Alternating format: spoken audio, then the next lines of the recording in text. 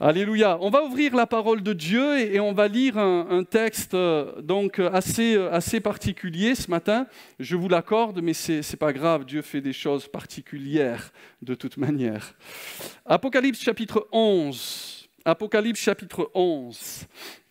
Alors là, je vais vous transporter même après l'enlèvement. L'Église sera partie et il va se passer des choses sur la terre. Et la Bible parle ici de deux hommes, de deux témoins qui sont Élie et Moïse. Des types d'Élie et Moïse. Sont-ils eux, sans doute? Mais en tout cas, là n'est pas pour nous le sujet de toute manière ce matin. Apocalypse chapitre 11, verset 1er, nous lisons « On me donna un roseau semblable à une verge en disant « Lève-toi ».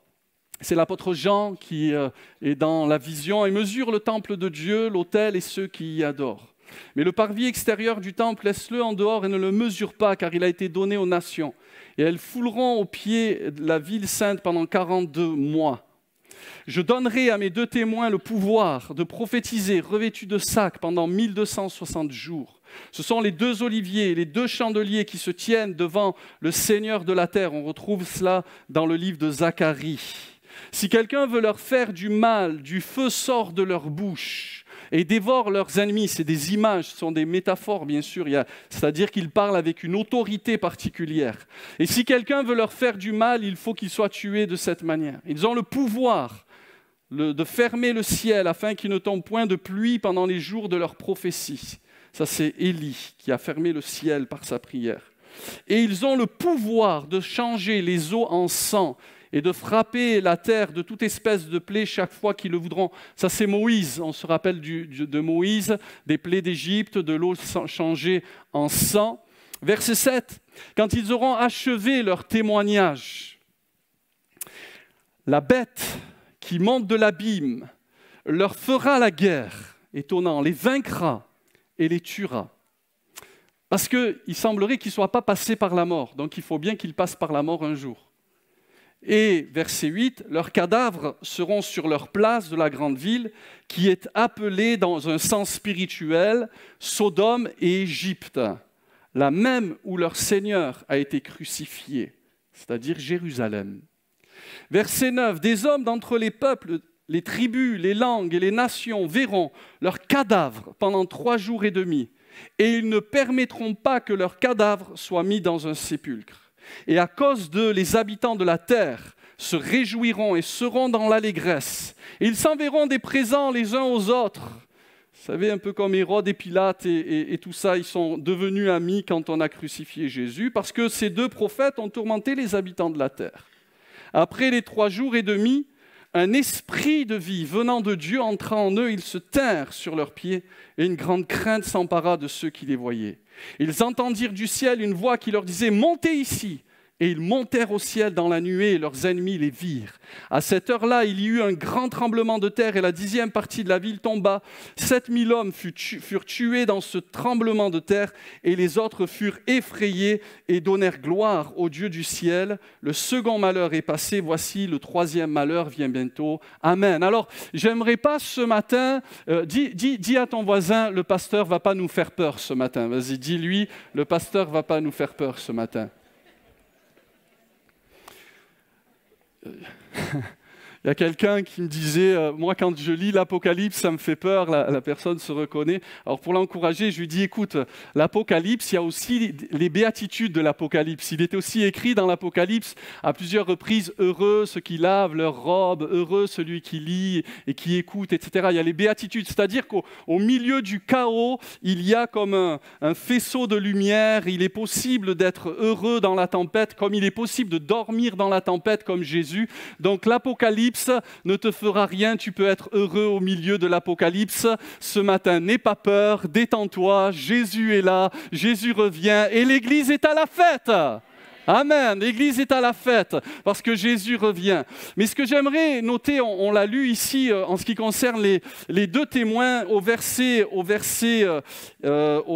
11, ils ont été détruits par la bête, détruits par l'adversité, mais il est dit après les 3 jours et demi, un esprit de vie venant de Dieu entra en eux, ils se tinrent sur leurs pieds. Un esprit de vie entra en eux.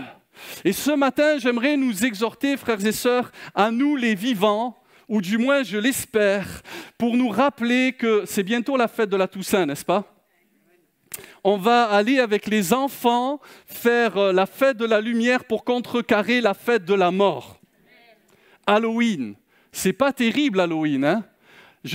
Quand je vais chez moi, dans mon quartier, il y a des gens qui ont commencé à pendre des squelettes. J'ai voulu aller manger, pardonnez-moi, j'ai voulu aller manger dans un resto et puis je suis rentré à l'intérieur, puis il y avait déjà des toiles d'araignée. Je suis sorti de là, j'ai dit je ne vais pas manger là, je suis allé chercher un autre restaurant. Parce que nous sommes des chrétiens et nous célébrons la vie, amen. Nous célébrons la vie, nous célébrons le ressuscité, mais il me semble parfois que dans notre vie, il y a des choses qui semblent mortes. Vous savez, l'Église, Jésus dira par rapport à une certaine Église, « Tu passes pour être vivant, mais tu es mort. Tu passes pour être vivant, mais tu es mort. » Et en réalité, vous avez remarqué, il est dit qu'un esprit de vie entre en eux. Un esprit de vie entre en eux. Et peut-être c'est de la répétition, mais je veux répéter cela parce qu'il y a des répétitions salutaires. C'est que l'Église, sans l'esprit de vie et ses parfums, ne peut pas vivre. Le croyant, sans l'esprit de vie et la grâce de Dieu en lui, ne peut pas vivre. Il ne peut même pas se tenir sur ses pieds. Il ne peut même pas faire l'œuvre de Dieu. Il ne peut même pas faire une louange qui est agréable à Dieu. Nous avons besoin de l'esprit de vie, de l'esprit de Dieu qui vient nous renouveler, qui vient nous ressusciter, qui vient nous transformer. Dans les temps de la fin, ce qui va faire la différence, c'est une église remplie du Saint-Esprit. C'est des croyants remplis de la puissance du Saint-Esprit. J'ai besoin, tu as besoin de la puissance du Saint-Esprit. La Bible dit, nous étions morts par nos offenses, mais il nous a ressuscités, il nous a redonné la vie. Avant, nous étions morts à cause de nos péchés. À partir du moment où on a demandé pardon à Dieu, on est vivant aujourd'hui. J'aime pas la mort. J'aime pas la mort. Jésus est allé combattre la mort. J'aime la vie, alléluia. J'aime la vie qui est en Dieu. Et l'Église, mes amis, l'Église qui va pouvoir pratiquer les œuvres de Dieu, qui va pouvoir entrer dans le plan de Dieu, c'est une Église qui est vivante, qui est dynamique, qui a la vie en elle. Ces hommes-là, ils ont été à un moment donné vaincus par l'ennemi de leur âme, mais par la puissance du Saint-Esprit, ils ont été ressuscités. Et la Bible dit que l'Esprit qui a ressuscité Jésus, s'il habite en nous, il nous ressuscitera aussi. L'Esprit qui a ressuscité Jésus, s'il habite en moi et en toi, il nous ressuscitera aussi. Alléluia.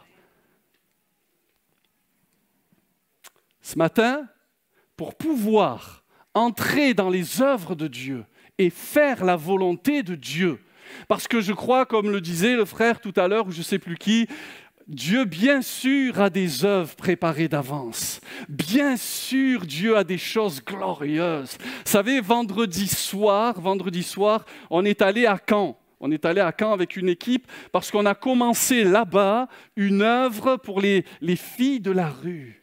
Les filles de la rue. Et j'avais le sentiment très clair dans mon esprit qu'en allant là-bas, on entrait dans des œuvres que Dieu avait préparées d'avance. Mais Dieu en a encore de nombreuses comme cela. Dieu a encore des choses que peut-être on ne voit pas encore et qui vont se réaliser et se manifester dans son Église. Amen. Alors l'Église vivante, dynamique, remplie du Saint-Esprit a un appel. C'est l'appel qui consiste à pratiquer des œuvres bonnes. Alors pas pour être sauvé, pas pour se racheter. Les œuvres bonnes que Dieu a préparées d'avance, ce ne sont pas des œuvres que nous faisons pour apaiser notre conscience. L'apôtre aux Hébreux dit que ces œuvres-là, ce sont des œuvres mortes. Les bonnes œuvres ne sont pas non plus ce que nous faisons parce que nous ne savons pas quoi faire ou pour occuper notre temps, par exemple, ou remplir notre agenda, notre planning. Les bonnes œuvres que Dieu a préparées d'avance, ce n'est pas ce que nous faisons parce qu'on a été sollicité par le pasteur en raison de nos compétences. Le savoir-faire n'est pas suffisant pour accomplir les bonnes œuvres que Dieu a préparées d'avance. Dieu a un plan bien déterminé pour chacun et chacune d'entre nous. Les bonnes œuvres que Dieu a préparées, ce sont ses œuvres, les œuvres du Saint-Esprit au travers de nous, afin que nous les accomplissions dans le cadre de la volonté parfaite de Dieu. Écoutez bien ceci, pour que notre œuvre subsiste, il est capital qu'elle soit construite avec les matériaux précieux de la volonté de Dieu. Ceux qui les auront pratiqués obtiendront en retour, c'est sûr, une récompense divine. C'est clair. Par contre, on peut s'embarrasser de mille et une choses qui ne sont pas pour notre vie nécessairement les œuvres que Dieu nous a demandé de faire. Alors on a besoin bien sûr de discernement. Quelles sont les caractéristiques de ces œuvres que Dieu a préparées d'avance? Elles sont taillées à notre personnalité, elles sont taillées en fonction de nos capacités, en fonction de notre identité. Dieu ne nous demandera jamais de faire quelque chose qui n'a pas été prévu et programmé pour nous au départ. Dieu est bon, Dieu a un plan. Ces œuvres préparées d'avance, elles connaîtront forcément le succès. Quand on est dans le plan de Dieu, quand on fait la volonté de Dieu, elles connaîtront forcément le succès. En réalité, ce que Dieu commence, il l'amène toujours à la finition, à son accomplissement. Toutefois, le succès ne signifie pas que nous ne rencontrerons pas des difficultés, des épreuves et des combats. Et nous avons besoin de toute la persévérance et du caractère de Dieu pour les accomplir. Amen. Un jour, Gamaliel, le sage Gamaliel, dira ceci concernant l'œuvre des apôtres. Et maintenant, je vous le dis, de ne vous occuper plus de ces hommes et laissez-les aller. Si cette entreprise ou cette œuvre vient des hommes, elle se détruira. Mais si elle vient de Dieu, vous ne pourrez pas la détruire. Ne courez pas le risque d'avoir combattu contre Dieu. Savez-vous, frères et sœurs, que quand nous avons commencé l'œuvre et la construction de Saint-Étienne-du-Rouvray, savez-vous qu'il y avait des gens qui n'étaient pas d'accord? Il y avait des gens qui étaient contre le projet, qui trouvaient ça insensé. Et voilà pourquoi on avait besoin de foi, de caractère, de persévérance, de vision pour aller contre vents et marées et ne pas se laisser intimider par les mécontents, les incrédules et avancer dans le pays promis. Et pour les nouvelles étapes, ça sera la même chose. Pour entrer dans les nouvelles œuvres que Dieu a préparées d'avance, c'est la même chose. Nous aurons besoin de la grâce de Dieu parce que nous aurons encore et encore de l'opposition. Les Tobijas vont se lever, les Sambalas vont se lever, l'intimidation va vouloir pénétrer les cœurs, le découragement aussi. Mais si Dieu est avec nous, qui sera contre nous? Celui qui est en moi est plus grand que celui qui est dans le monde. Si Dieu est avec nous, on va y aller. Amen. Elles sont nécessaires, ces œuvres.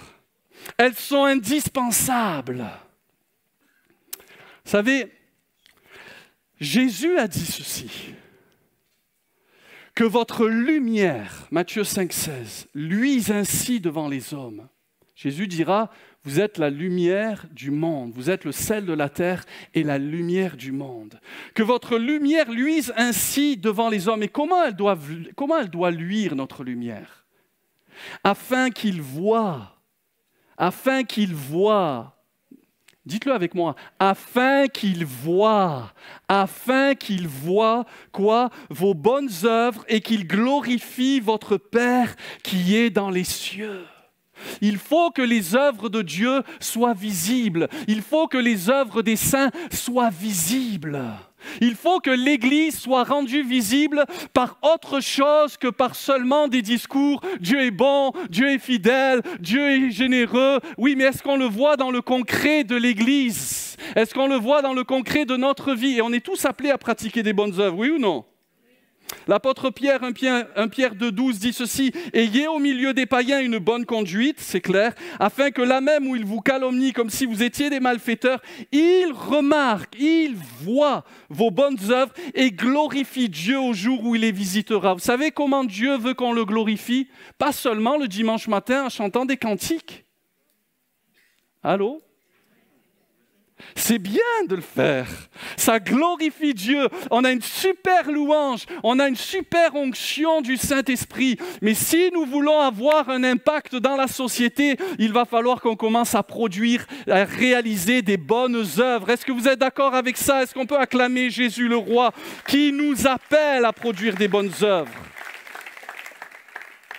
Nous sommes riches, frères et sœurs. Si on a Internet, nous faisons partie des plus riches du monde. Alors voici ce que dit l'apôtre Paul dans 1 Timothée 6, 18 concernant les riches. « Recommande-leur de faire du bien, d'être riches en bonnes œuvres, d'avoir de la libéralité, de la générosité. » Vous allez dire, mais pasteur, on est tellement bénis, mais continuons à l'être. Continuons à l'être. Paul disait à Tite, un serviteur de Dieu extraordinaire, il va l'exhorter à de multiples reprises de faire des bonnes œuvres. Il dira ceci, Tite 2,6, « Exhorte de même les jeunes gens à être modérés, te montrant toi-même à tous égards un modèle de bonnes œuvres et donnant un enseignement pur, digne, une parole saine, irréprochable, afin que l'adversaire soit confus, n'ayant aucun mal à dire de nous. Mais sois un modèle de bonnes œuvres. » Tite 2,11, « Car la grâce de Dieu, source de salut pour tous les hommes, a été manifestée. » Verset 12, « Elle nous enseigne. » Elle nous enseigne, verset 14, « Qui s'est donné lui-même pour nous afin de nous racheter de toute iniquité et de se faire un peuple qui lui appartienne, purifié par lui et zélé pour les bonnes œuvres. » Alléluia. Alléluia. Zélés pour les bonnes œuvres. Tite 3.1 encore, « Rappelle-leur d'être soumis aux magistrats et aux autorités, d'obéir, d'être prêts à toute bonne œuvre. » Alors quand j'ai réalisé ce verset, pardonne-moi Olivier, mais j'ai pensé tout de suite à Olivier Tiffen, prêt à toute bonne œuvre. J'appelle le frère Olivier Tiffen l'urgentiste de la maison de Dieu. Olivier est toujours prêt. J'ai mon robinet qui vient de sauter, j'ai besoin de faire une soudure, faut que je corrige ma lame de la tondeuse, j'ai une fuite d'eau, j'ai un problème électrique. Olivier est là. Olivier, tu vas avoir du monde.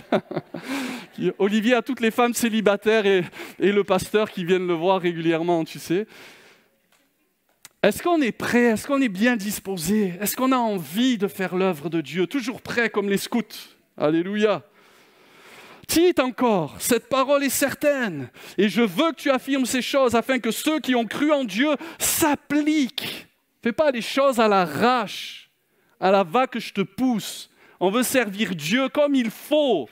On veut servir Dieu avec application, avec excellence. Si toi, ton truc, c'est la guitare, tu joues super bien de la guitare, amen, on prend des cours, on se perfectionne. Si moi, je dois prêcher de mieux en mieux. Si toi, tu chantes, tu dois chanter de mieux en mieux. Tout ce que nous faisons dans la maison de Dieu, nous voulons le faire pour la gloire de Dieu, amen. Tite 3,14, il faut que les nôtres aussi apprennent. On a besoin d'apprentissage. Sérieusement, intérieurement, disons-nous à l'intérieur, qu'est-ce que je fais concrètement pour servir l'Éternel dans ma génération? Quel est mon appel? Est-ce que je suis appliqué? N'ai-je pas besoin d'apprendre à pratiquer de bonnes œuvres? Voilà ce qui est bon, dit la parole de Dieu. Voilà ce qui est bon et utile aux hommes. Alléluia. L'apôtre aux Hébreux dit, Hébreux 10, 24, ça va, vous aimez la parole de Dieu? La parole de Dieu est bonne. Veillons les uns sur les autres pour nous exciter à la charité ou à l'amour et aux bonnes œuvres. Alors je nous lance un défi ce matin. Le défi ce matin, c'est de ressusciter. J'ai parlé de résurrection. C'est de ressusciter quelque chose. C'est de ressusciter l'esprit que j'ai appelé l'esprit de Dorcas. C'est-à-dire, Dorcas, c'est qui ça? Acte 9, verset 36, si on peut l'afficher à l'écran. Acte 9, verset 36. Dorcas, c'était une servante de Dieu qui pourrait être un type de l'Église aujourd'hui. Il est dit ceci concernant cette femme, elle habitait Jopé. Il y avait à Jopé, parmi les disciples, une femme nommée Tabitha, ce qui signifie Dorcas. Je crois que ça veut dire littéralement gazelle. C'était une femme qui avait un certain zèle, une certaine promptitude, qui était habile dans ce qu'elle faisait. Il est dit, elle faisait beaucoup de bonnes œuvres et d'aumônes. C'est-à-dire qu'il y avait chez elle un vrai zèle, elle était engagée. Comme à certains moments, il est question de certains qui ont beaucoup travaillé pour le Seigneur. Il est dit d'elle qu'elle faisait beaucoup de bonnes œuvres et d'aumônes. C'était une femme de valeur, c'était une femme du style Proverbe 31. Alléluia. Vous savez, moi je dis souvent maintenant, les femmes à Saint-Étienne-du-Rouvray, vous êtes toutes des femmes du Proverbe 31. Je vous fais du bien là ce matin. Et vous savez ce que ce sont les femmes de Saint-Étienne-du-Rouvray? Elles les surpassent toutes, dit le Proverbe 31. Vous les surpassez toutes, mesdames. Vous êtes tout ce que vous devez être par la grâce de Dieu. Vous êtes des belles personnes. Et cette femme était une belle personne. Mais quand je lis, elle faisait beaucoup de bonnes œuvres et d'aumônes, j'ai l'impression de lire ceci. C'est que le meilleur de sa vie était désormais dans son passé. Alors que la réalité de Dieu pour toi et pour moi, c'est que le meilleur de Dieu pour nous n'est pas dans notre passé, mais il est dans notre futur. Je répète, le meilleur de Dieu pour toi et pour moi n'est pas dans mon passé, mais il est dans mon futur. Parce que Dieu dit, je connais. Alléluia. Dieu connaît à l'avance les projets que j'ai formés sur vous pour vous donner un avenir et de l'espérance. Projets de paix et non de malheur. Le meilleur de Dieu, je vous dis, frères et sœurs, même dans le cadre de l'Apocalypse, il y a un rayon de soleil qui brille. Je déclare dans le nom de Jésus sur cette église, sur cette région de la France, je déclare que le meilleur de Dieu n'est pas dans le passé, le meilleur de Dieu est dans le futur. Le meilleur est à venir. Dieu a pour toi, Dieu a pour nous des plans glorieux. Amen. Elle faisait. Verset 37, elle tomba malade en ce temps-là et mourut. Je me suis dit, mais pourquoi elle est tombée malade, cette femme? Peut-être est-elle tombée malade, comme c'est arrivé pour d'autres serviteurs de Dieu dans la parole, parce qu'elle en faisait plus qu'il n'en faut par rapport à ceux qui en faisaient moins qu'il n'en faut. Et c'est toujours comme ça. Il y a des gens qui sont très engagés dans l'œuvre de Dieu, et puis il y en a d'autres parfois qui sont un peu à la traîne. Alors la pensée de Dieu, on ne sait pas pourquoi elle est tombée malade, mais j'aimerais peut-être rapidement dire ceci, c'est sûr en tous les cas que ce n'était pas parce qu'elle avait commis un péché, vous êtes d'accord avec moi? La maladie n'est pas synonyme de péché ou de désobéissance. Je dirais qu'on peut tomber malade, mais par la grâce de Dieu, on peut guérir aussi. Parce que dans les meurtrissures de Jésus, nous avons la guérison. Elle est tombée malade. En ce temps-là, elle mourut. Alors on va faire quelque chose, on va la laver et la déposer dans une chambre haute. J'aime aussi ce qu'ils ont fait là. Ils l'ont lavée, ça pourrait parler du fait de devoir revenir à de la propreté, à de la sanctification, parce qu'il faut qu'elle ressuscite, Dorcas. Il faut que l'Église retrouve le sens des bonnes œuvres. Il faut qu'on fasse plus que de faire ce que l'on fait aujourd'hui. Amen. Alors il va y avoir de la sanctification et de la prière. La chambre haute, c'est le symbole de la prière. On la déposa là. Et comme l'île est près de Jopé, verset 38, les disciples ayant appris que Pierre s'y trouvait, envoyèrent 2 hommes vers lui pour le prier de venir chez eux sans tarder. Pierre se leva et partit avec ces hommes. Lorsqu'il fut arrivé, on le conduisit dans la chambre haute. Toutes les veuves l'entourèrent en pleurant et lui montrèrent les tuniques et les vêtements que faisait Dorcas pendant qu'elle était avec elles. Les gens pleuraient. Pierre fit sortir tout le monde. Il dit, c'est pas la peine de pleurer. Dieu va faire un miracle. Les réunions de prière ne doivent pas être des réunions de lamentation, mais des réunions où la foi s'exprime, où on croit qu'avec Dieu tout est possible, que ce qui est mort va ressusciter.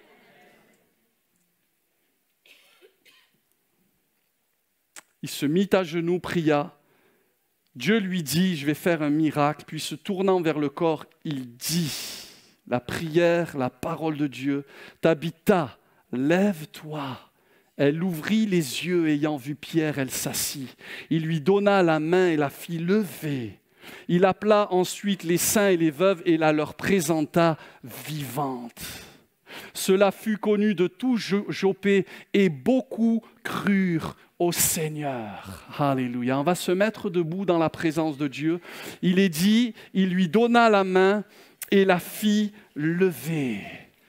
Et il la leur présenta vivante. Dieu veut ressusciter l'esprit de Dorcas au milieu de nous. Dieu veut que nous produisions des bonnes œuvres. Dieu veut que nous entrions dans ces œuvres qu'il a préparées à l'avance. Frères et sœurs, nous ne pouvons pas rester insensibles à la souffrance d'autrui. Nous ne pouvons pas rester insensibles face aux besoins innombrables qui nous entourent. Et il y a une recommandation apostolique que Paul a reçue dès le départ de son ministère par les colonnes de l'Église, Pierre, Jacques et Jean. Il est dit, ils nous recommandèrent, Galates 2:10, seulement de nous souvenir des pauvres, ce que j'ai bien eu soin de faire. Ce que j'ai bien eu soin de faire. Je crois qu'il y a une place, frères et sœurs, pour les dons spirituels. Je crois qu'il y a une place pour la parole de Dieu, bien sûr. Et je crois qu'il y a une place pour la communion fraternelle, mais je crois aussi qu'il doit y avoir une place comme il y avait en Israël. Il devait toujours y avoir une place pour l'étranger, pour les pauvres. Nous devons nous souvenir des pauvres et nous devons en prendre soin. Et je prie et je veux que l'Église retrouve l'esprit de Dorcas, que nous fassions des choses qui glorifient le Seigneur, qui honorent le Seigneur, des choses pratiques qui honore notre Dieu. Est-ce que vous êtes d'accord qu'on se prenne par la main comme Pierre l'a pris par la main et quelques instants on prie le Seigneur, on dit Seigneur, nous voulons retrouver l'esprit de Dorcas, nous voulons être une église active, proactive, nous te prions de nous renouveler, de nous ressusciter dans l'esprit, de nous ressusciter Seigneur dans les œuvres de compassion. Nous voulons aller Seigneur avec une parole, mais nous voulons aimer en parole, mais pas seulement en parole. Nous voulons aussi aimer en action et en vérité. Nous voulons être là pour les pauvres. Nous voulons être là pour les démunis. Nous voulons être là pour les nécessiteux. Et que le ciel s'ouvre, Seigneur, sur cette vision maintenant. Que la grâce de Dieu s'ouvre sur cette vision maintenant. Nous appelons la bénédiction, mon Dieu. Que tu puisses manifester ta grâce. Que tu puisses manifester ton cœur. Que tu puisses déverser tes eaux vives sur l'Église, dans les cœurs. Viens encore, Seigneur, transformer. Viens enlever la sécheresse. Viens enlever, Seigneur, tout ce qui est négatif. Viens enlever, Seigneur, la religiosité, le confort. Seigneur, nous voulons aller vers les gens qui peut-être sont différents de nous dérangent. Mais Seigneur, tu les aimes. Tu es venu pour eux, mon Dieu. Seigneur, que ta main se pose et ressuscite l'Église dans cette vision des choses. Ressuscite des Dorcas au milieu de nous. Ressuscite la générosité, l'engagement, le cœur de Dieu. Alléluia. Seigneur, merci. Merci pour ce que tu vas faire. Merci pour ce que tu as fait dans le passé. Mais nous croyons, Seigneur, que le meilleur n'est pas dans notre passé. Merci Seigneur pour hier, c'était formidable. Merci pour maintenant, c'est formidable. Mais nous voulons embrasser l'avenir. Nous voulons entrer dans les œuvres de Dieu. Nous voulons Seigneur nous exciter à l'amour et aux bonnes œuvres. Nous voulons faire ce qui est bon et utile, ce qui est véritable à tes yeux Seigneur. Nous ne voulons pas nous fabriquer une religion, une conception, mais nous voulons faire ce que ta parole nous dit de faire. Seigneur, je te prie afin que certains d'entre nous, nous sentions concernés ce matin. Que nous puissions dire, me voici, envoie-moi. Me voici, envoie-moi. Merci Seigneur pour la concrétisation de ce message. Je ne sais pas comment tu vas le faire, mais tu vas le faire. Ressuscite Tabitha au milieu de nous. Ressuscite Dorcas au milieu de nous. Lève des Dorcas, Seigneur. Renouvelle notre cœur. Seigneur, qu'il brûle pour le blessé du chemin. Nous ne voulons pas l'enjamber en disant « j'ai pas le temps, je vais à la réunion ». Seigneur, rends-nous attentifs à ce qui compte vraiment pour toi. S'il te plaît, Seigneur. Nous ne voulons pas être trop occupés, trop consumés par nos problèmes, bouffés dans nos énergies par ce qui nous préoccupe et ne plus avoir de temps à consacrer à nous asseoir pour parler avec quelqu'un, pour lui communiquer la joie, pour lui donner un morceau de pain, pour le rencontrer dans ses besoins. Seigneur, si tu nous réunis, ce n'est pas seulement pour chanter, écouter des messages. Si tu nous réunis, c'est pour être visible et que le monde voie l'Église et que ainsi Dieu soit glorifié. Parce qu'ils diront, là-bas, il y a de l'amour. Là-bas, il n'y a pas que des paroles seulement. Là-bas, on nourrit des pauvres. Là-bas, on s'occupe du blessé du chemin. Là-bas, on est attentif. Seigneur, ressuscite ça au milieu de nous. Ressuscite, Seigneur.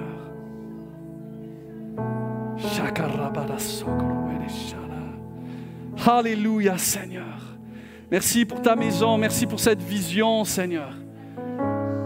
Permets qu'elle prenne corps dans chacun de nos cœurs. On a jeûné, on a prié. Maintenant, il faut agir. Si on agit, qu'on prie jamais, on va s'épuiser. Mais si on prie tout le temps et qu'on ne fait jamais rien, on va devenir des mystiques, mes amis. On est appelé à prier et on est appelé à agir. On est appelé à faire les deux ensemble pour rencontrer notre société. Seigneur, nous ne voulons pas perdre notre saveur. Nous voulons être, Seigneur, saints, des sanctifiés. Mais nous voulons briller, Seigneur, parce que nous faisons, parce que nous sommes et parce que nous faisons. Seigneur, tu vois peut-être les mains de quelqu'un qui est fatigué. Tu vois peut-être même le corps, l'âme de quelqu'un qui est malade. Tu es Dorcas. Tu es fatigué. Mais ce matin, l'Esprit de Dieu peut te renouveler. Il veut te renouveler.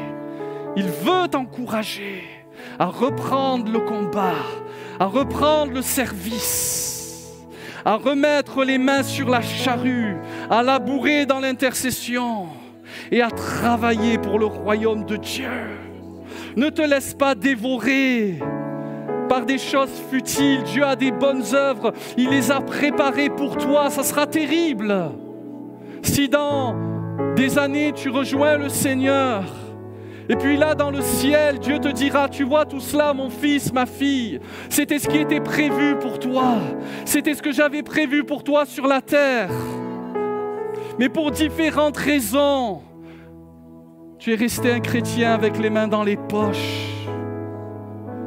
Ah, tu étais saint, mais l'Église n'est pas un musée pour les saints. L'Église, c'est un atelier. L'Église, c'est un endroit où on travaille, où on se donne, où on prie, on agit constamment. Alléluia. Seigneur, merci pour ce que tu fais ce matin. Dans les cœurs, dans les vies, dans les âmes. Nous te disons à toi la gloire, à toi la louange, à toi l'honneur, Seigneur. Tu ressuscites, mon Dieu, ce matin. Tu ressuscites des choses mortes. Au nom de Jésus, tu ressuscites des relations mortes. Tu ressuscites des ambitions mortes. Tu ressuscites, mon Dieu. Alléluia. Tu es le Dieu de la vie. Tu es le Dieu de la vie. Alléluia. Et celui qui le croit dit Amen et acclame Jésus le roi ce matin. Amen, amen, amen.